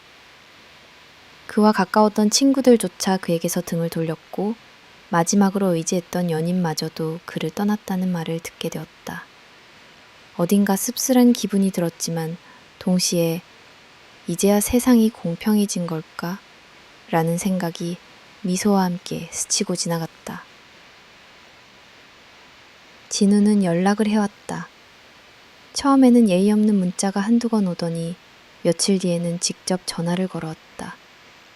수화기 너머로 들리는 그의 목소리는 예전의 당당함 어디에도 없었고 마치 길을 잃은 아이 같았다.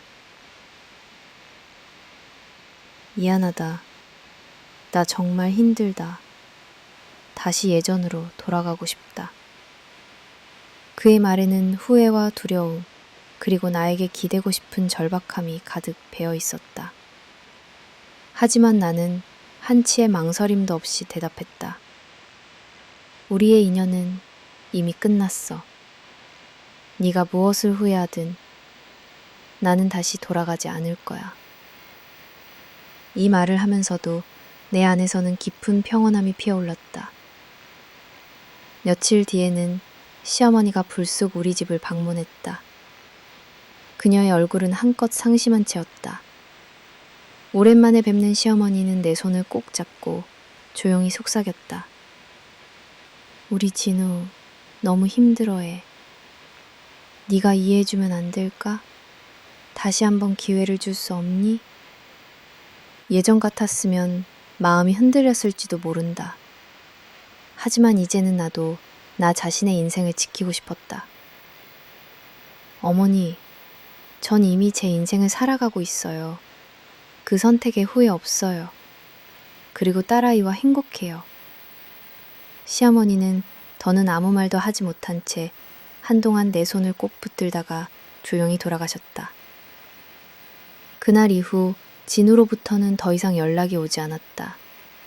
간혹 동네에서 그의 뒷이야기를 듣게 되었지만 이제는 별다른 감정이 들지 않았다. 오히려 나는 그런 일이 내게 더 단단한 마음을 가지게 했음을 깨달았다. 한때 내 전부였던 사람이 이제는 누구보다 먼 남으로 느껴진다니. 세상 일이란 이렇게 한순간에 뒤바뀔 수 있는 것이구나 싶었다. 그리고 나는 내 길을 더욱 힘차게 걷기 시작했다. 누구의 동정에도 휘둘리지 않고 지난 과거에 휩쓸리지 않으며 바람이 바뀌었다는 느낌, 나 자신에게 밀려오는 이 새로운 변화의 공기. 무엇보다 기쁜 것은 더 이상 사랑에 매달리지 않아도 내가 내 삶의 주인이라는 사실이다. 한때 누구보다도 두려웠던 이혼의 그림자는 점점 희미해지고 이제는 변화의 바람 속에서 나와 내 딸을 위한 희망의 씨앗이 피어오르고 있었다. 마침내 제자리를 찾아가는 듯 했다. 매서웠던 겨울이 가고 모녀가 함께 만드는 따스한 오전이 내게 작은 희망이 되어주던 무렵 청천벽력 같은 소식이 찾아왔다. 친정엄마가 중병에 걸렸다는 진단을 받으신 것이다. 결코 상상도 하지 못했던 일이었다. 병원 진찰실에서 의사의 단호한 표정, 그리고 엄마의 떨리는 목소리가 지금도 귀 안에서 메아리쳤다. 엄마가 암이래. 그 짧고 무거운 한마디가 내 마음속에 깊이 박혔다. 순간 온몸이 얼어붙는 느낌이었다. 엄마는 평생을 가족뿐만 아니라 주변 사람들을 위해 헌신적으로 살아온 분이었다. 어린 시절 아버지가 돌아가신 뒤에도 홀로 두 자녀를 뒷바라지 하시느라 생을 내주셨다. 나 역시 엄마 등에 업혀 장마철 시장까지 따라갔던 기억이 새록새록 떠올랐다. 그 고마운 엄마에 대한 죄책감이 밀려왔다. 나는 언제나 내 삶이 힘들다는 이유로 엄마에게 손을 내밀지 못한 딸이었다. 내가 엄마와 진지하게 마주하게 된 건 병원 진단 이유가 처음이었다. 나는 서둘러 회사를 그만두고 아이와 함께 엄마 집 근처로 이사했다. 매일 아침이면 병원 진료에 동행하고 저녁이면 엄마 옆에서 손을 잡아드렸다. 머리가 짧아진 엄마의 모습을 보는 게 쉽지 않았다. 하지만 나는 다른 가족이나 친척들이 보여주지 못한 따뜻한 손길, 작은 대화라도 멈추지 않으려 애썼다. 몸과 마음이 모두 지쳐가던 그 시기, 엄마에게 한결같이 밝은 모습을 보여주기도 버거운 날이 많았다. 엄마는 투명 중에도 늘 네가 여태껏 고생 많이 했으니 이제 엄마 곁에서 안아만 줘도 된다며 내게 힘을 북돋아 주셨다. 나는 이런 엄마가 더욱 안쓰러웠다. 밤마다 아이가 잠든 뒤 엄마의 병실에서 혼자 우는 일이 잦아졌다. 문득 내가 엄마를 더 잘 챙길걸, 좀 더 일찍 곁에 있을걸 하는 후회가 밀려왔다. 치료는 순탄치 않았다. 항암 치료의 부작용으로 엄마는 식욕을 잃고 예전에 건강하던 모습과 달리 점점 체력이 떨어졌다. 나는 수시로 인터넷에서 건강식단, 면역력 강화법을 찾아 직접 요리를 하기도 했다. 매 끼니마다 엄마가 한 입이라도 더 드실 수 있도록 메뉴를 바꾸고 기운 없어하는 얼굴을 보며 마음 한쪽이 찢어지는 듯했다. 아이 역시 어린 나이에도 조용히 엄마를 돕겠다고 나섰다. 외할머니의 손을 잡고 그림을 그려드리거나 할머니 오늘은 좀 나아졌어요? 라고 밝게 묻는 딸아이의 한마디에 가장 먼저 엄마 얼굴에 웃음이 번지곤 했다. 시련은 고통 속에서도 사소한 기쁨을 안겨다 주었다. 병원 복도에 앉아 엄마 그 집 커피 한 잔을 나누고 밤늦게 엄마와 옛 이야기를 하던 순간이 오히려 내게 소중하게 다가왔다. 엄마는 내게 어른이 되어 살아보니 내 딸에게 고마운 것도 미안한 것도 많다고 작은 목소리로 속마음을 털어놓기도 하셨다. 나는 그 말을 들으며 감히 이제라도 엄마에게 보답할 수 있는 용기가 조금씩 생기는 걸 느꼈다. 병간 후의 시간은 예상보다 훨씬 더 힘겨웠다. 한 달, 2달 시간이 흐르면서 나와 엄마의 역할이 서서히 바뀌어 있었다. 엄마가 내 어린 시절을 품었듯 나는 이제 엄마의 하루하루를 돌보는 엄마가 되어 있었다. 아침이면 약을 챙기고 엄마의 손을 붙잡고 산책을 나서며 맛있는 음식을 준비해 드리려고 애를 썼다. 물론 내년은 불안과 두려움, 좌절이 교차했다. 혹시라도 엄마를 잃게 될지도 모른다는 공포, 그리고 그 상황에서 아이까지 돌보며 꿋꿋이 살아가야 한다는 압박감이 나를 숨막히게 했다. 엄마에게 솔직하게 이야기하는 일은 여전히 어렵기도 했다. 괜히 엄마가 더 걱정하실까. 힘든 내색보다는 늘 엄마, 오늘은 하늘이 참 예쁘다. 할머니, 빨리 나아지실 거야. 라며 무작정 웃었다. 아이가 해맑게 엄마를 위로하는 모습을 보며 마음속에 미안함과 고마움이 동시에 자라났다. 집안의 분위기가 어두워지지 않도록 내가 할 수 있는 작은 유머와 긍정적인 말 한마디가 엄마에겐 큰 힘이 된다는 걸 알게 됐다. 병실을 드나들며 나는 매번 일상의 소중함을 다시 깨달았다. 바쁜 일상에 치여 미처 느끼지 못했던 순간들, 엄마의 따스한 손길, 평범한 아침 식사, 세 식구가 한자리에 모여서 함께 웃는 저녁. 이런 아주 소박한 시간들이야말로 우리가 살아가는 이유라는 생각이 들었다. 지금 엄마 곁에 있다는 것, 그리고 엄마에게 내가 마지막 위로가 되어줄 수 있다는 것. 그것만으로도 나는 다시 힘을 낼 용기를 얻었다. 어느 날 엄마가 내 손을 잡고 조용히 말씀하셨다. 네가 내 딸이어서 너무 기쁘다. 내 병보다 네가 힘들까봐 그게 더 걱정된다. 이 한마디에 그동안 참았던 눈물이 왈칵 쏟아졌다. 나는 엄마 앞에서 처음으로 서럽게 울었다. 엄마, 그동안 엄마가 나한테 해준 사랑의 절반만이라도 보답하고 싶어. 나 아직 엄마에게 못해준 게 너무 많아. 나의 솔직한 속마음이 엄마에게 닿기를 바랐다. 그날 이후 나는 단순히 간병인이 아닌 딸로서 엄마와 더 많은 시간을 보내기로 마음을 먹게 되었다. 정기검진이나 입원 치료에 동행하면서 서로의 사연을 나누고 힘든 순간도 함께 견뎌냈다. 나는 그곳에서 삶의 여러 얼굴을 마주했다.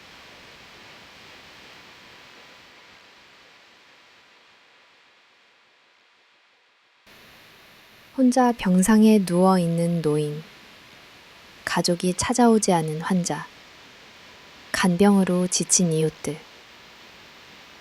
모두 각기 다른 사연을 품고 있었고, 그 가운데 내 엄마와 내가 서로에게 버팀목이 되어주고 있다는 사실에 더욱 감사함을 느꼈다. 엄마의 상태는 조금 나아졌다가도 다시 악화되어 희망과 좌절의 파도가 번갈아 몰려왔다. 병원에서 태어나면 집에서 요양을 했고, 그 사이 나는 다시 경제적, 정서적으로 홀로 버텨내야 했다. 아이를 돌보고 엄마의 식단을 관리하며 밤마다 밀린 일을 처리하거나 간호일기를 썼다. 남들에게는 고달픈 일상이 춤추는 듯 복잡했고, 어쩌다 거울 속 내 모습이 한층 늙어 보일 때면 애써 웃으며 다그쳤다. 지금이 아니면 나중은 없어. 내가 힘들 때 가장 의지가 됐던 것은 아이와 엄마가 서로를 진심으로 사랑하는 모습이었다. 딸아이는 힘들어하는 내 곁에 와 조용히 손을 잡아주곤 했다. 엄마, 나는 엄마가 슬퍼하지 않았으면 좋겠어. 이 한마디가 그 어떤 위로보다 큰 힘이 됐다.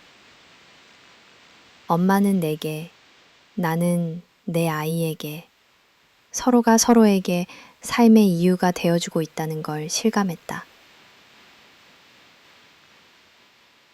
가끔은 엄마가 투병 생활을 이어가는 것 자체가 모두를 힘들게 하는 건 아닐까 자책이 들었던 적도 있었다. 그럴 때마다 엄마는 내 딸과 손녀의 사랑 덕에 하루하루가 감사하다는 말을 했다.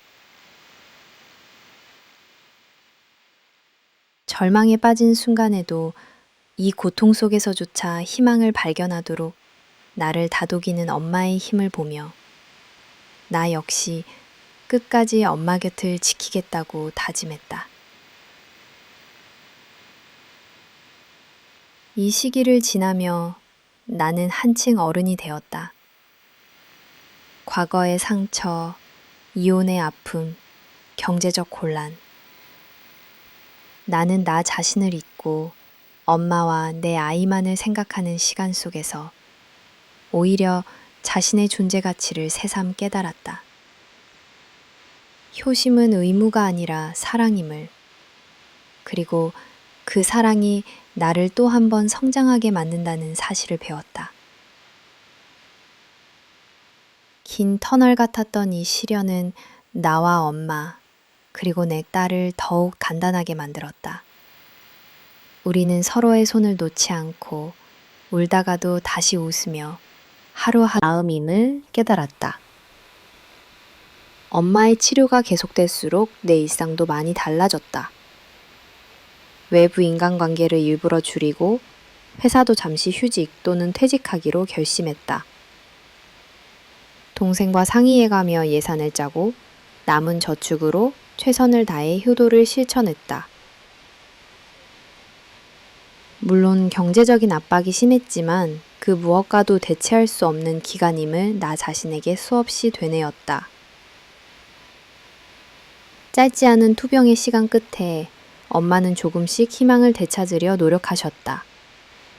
나는 그 옆에서 늘 기도했고 이제야 엄마와 딸, 손녀, 세 여자의 따뜻한 연대가 작은 기적처럼 느껴졌다. 엄마가 미소를 짓는 순간 아이가 엄마의 손을 꼭 붙잡고 나지막이 노래를 부르는 순간들이 쌓여 내 삶의 소중한 추억이 되었다. 나는 이 시간을 통해 가족이야말로 인생 최대의 선물이라는 것, 그리고 부모님의 사랑에 언젠가는 반드시 보답해야 한다는 것. 그것이 진짜 효심임을 가슴 깊이 알게 되었다.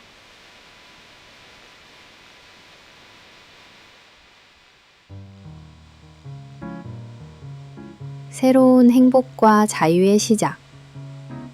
오랜 시간의 시련과 아픔, 그리고 성찰의 터널을 지나 어느덧 나는 새로운 삶의 경계에 발을 내디뎠다. 예전에 나는 늘 누군가의 기대와 시선, 사회의 규범에 맞춰 살았다면 이제는 내 인생의 주도권을 내 손에 쥐고 매일을 살아간다.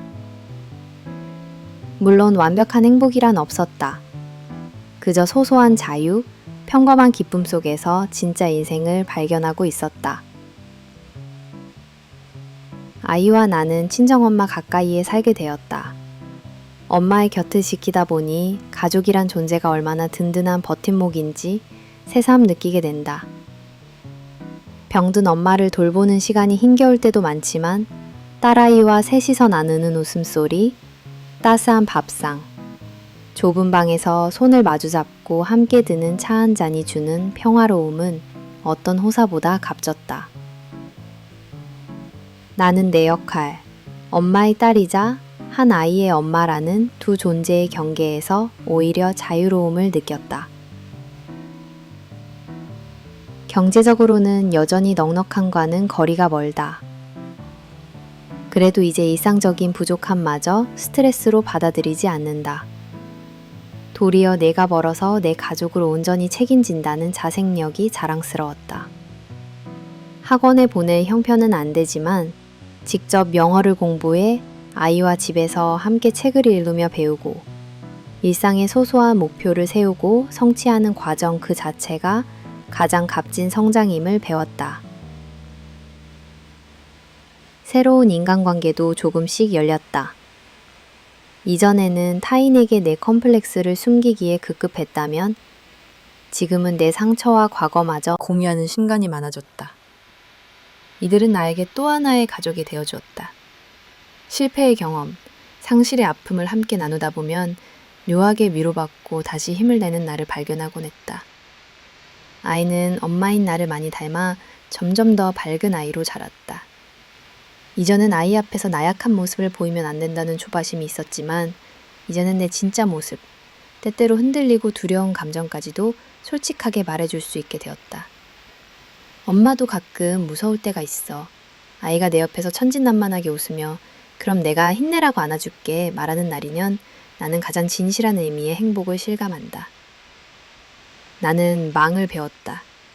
행복이란 큰 성공이나 남의 인정을 얻는 데 있지 않고 소소하지만 일상적인 만족과 감사에서 삭힌다는 진리였다.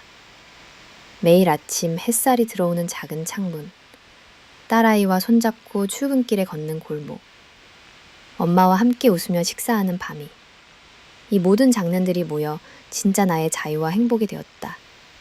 예전 같으면 남의 시선을 두려워하며 자기 검열에 시달렸을 것이다. 이제 더는 익명의 실언쯤은 마음에 두지 않는다. 직장에서도 나는 내 상황을 숨기지 않고 솔직하게 이야기하는 법을 배웠다. 저는 한 아이의 엄마이고 또 병든 어머니를 모시는 딸입니다. 그래서 가끔은 힘들고 지칠 때도 있지만 그만큼 단단해질 수 있었습니다. 이렇게 말하면 오히려 나를 존중해주는 동료가 늘었다. 휴일이면 때때로 딸과 함께 근교로 소풍을 간다. 넓은 잔디 위에 돗자리를 펴고 도시락을 먹거나 공원에서 서로 업고 뛰며 큰 소리로 웃다 보면 세찬 바람만큼 내 내면도 가뿐히 자유로워지는 기분이 든다. 그동안 삶이 힘들다고만 여겼던 나날들이 오히려 지금의 나를 단련시켜준 시간임을 비로소 인정하게 된다. 취미도 생겼다. 밤마다 잠든 아이 옆에서 뜨개질을 하거나 작은 노트에 오늘 하루의 일기를 적는다. 비록 자잘한 걱정과 시름이 여전히 남아있지만 이렇게 내 시간과 마음을 소중히 쓰는 것에서 진정한 자기애와 평화를 찾았다. 소확행. 나는 그 말의 진짜 의미를 이제야 깨우치고 있다. 누군가는 여전히 내 과거에 대해 생각 없이 물어볼 때가 있다. 그래도 이혼은 하면 안 좋은 거잖아. 혼자서 애를 키운다는 게 얼마나 힘들어. 그럴 때마다 나는 조용히 미소 지은 채로 대답한다. 힘들지만 나는 내 삶을 선택했고 후회하지 않아. 내 아이와 엄마가 곁에 있는 것만으로도 나는 이미 충분히 행복해. 나는 온전히 나 자신으로 사는 것이 얼마나 값진 일인지, 그리고 진정한 자유라는 것이 얼마나 작은 용기에서 오는 것인지 내 순간 실감한다. 가끔은 미래가 불안해지기도 하고 또다시 예상치 못한 시련이 올까 걱정도 된다. 그렇지만 예전의 나처럼 자신을 미워하지 않고 어려운 순간에도 스스로에게 따뜻하게 말하는 법을 배웠다. 괜찮아. 지금까지도 이렇게 잘 버텨왔잖아. 딸아이에게도 자유와 주체성을 강조하며 키우려고 애쓴다. 남들이 뭐라 해도 자신을 사랑할 줄 알고 세상 모두가 등을 돌려도 자기가 자기 편이 되어야 한다는 믿음을 심어준다. 그래서 우리는 서로의 꿈을 묻고 때때로 아이와 밤하늘을 보며 넌 무엇이 되고 싶니? 엄마는 앞으로 어떤 삶을 살고 싶어? 속마음을 허심탄회하게 나눈다.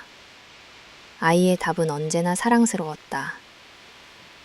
엄마랑 오래오래 웃고 싶어. 엄마랑 사는 게 제일 행복해. 차츰 내 주변에도 새로운 소식과 기운들이 들어온다. 예전 친구에게 연락이 오기도 하고 가끔 집으로 놀러오는 이웃들과의 대화 속에 삶의 활력을 느낀다. 작은 선물이나 직접 만든 음식을 나누며 인간적이고 따뜻한 정을 주고받는 일상이 내 안을 채운다.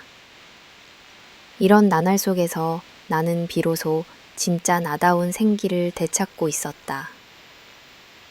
이따금 밤, 모두가 잠든 뒤 나는 스스로를 다독인다. 내가 지난날 얼마나 많이 울고 좌절하고 다시 일어섰는지 그 누구보다 잘 알고 있기에 이제는 스스로에게 응원을 보낼 수 있는 내가 참 자랑스럽다. 인생의 고비마다 나를 붙잡아준 가족, 그리고 내 안에 잠들어 있던 무한한 힘과 사랑에게 고마움을 느낀다. 오늘 이 자유와 행복이 바로 그 모든 여정의 선물이라는 걸 안다. 새벽이 밝아온다. 나는 창문을 열고 깊게 숨을 들이마신다. 더 이상 두렵지 않다고, 이제 내 인생을 진짜로 살아가고 있다고 속삭여 본다. 아이와 손을 꼭 잡고 시작하는 하루, 금방 아침밥을 짓고 식탁에 앉아 나누는 소박한 대화, 출근길 소란한 거리, 이 모든 것이 내게는 희생이 아니라 축복이다.